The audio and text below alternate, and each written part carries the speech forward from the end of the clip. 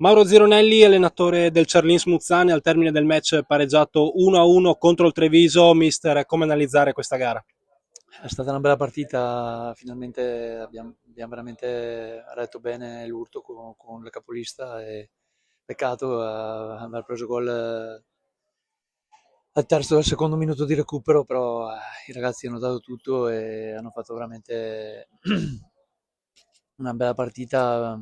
Abbiamo avuto un altro paio di grosse occasioni due con Gabrieli, una con Silenzi che mi sembrava regolare il gol che ha fischiato l'arbitro, però peccato, ho detto, perché ci serviva una vittoria per il morale, per quello che stanno dando questi ragazzi, per l'impegno che ci stanno mettendo, però devo fargli i complimenti perché veramente mi hanno emozionato, perché era tanto che cercavamo questa condizione nonostante tutti gli infortuni, e chi è entrato e chi è partito dall'inizio ha dato veramente tutto, anche chi era fuori, e questo è lo spirito e l'agonismo che si deve contraddistinguere in queste ultime 7 partite.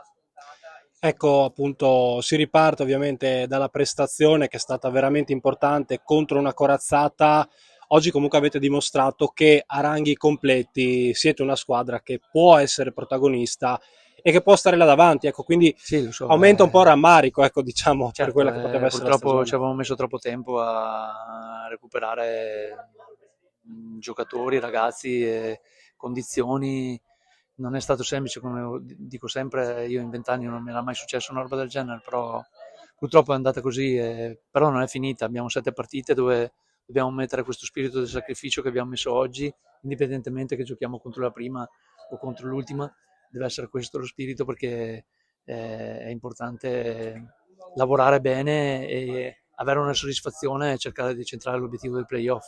Faccio ancora i complimenti comunque al Treviso per il campionato, perché hanno veramente stravinto, e quindi ho fatto un applauso. Ci sono tante invidie, tante cose, però invece bisogna essere anche onesti e qualche volta fare i complimenti sinceri loro, la Scafatese e il Vicenza, che hanno tutti 16-17 punti di vantaggio, hanno lavorato bene, le società, i direttori, gli allenatori e i giocatori, quindi ho fatto un applauso a queste società modello che dobbiamo seguire.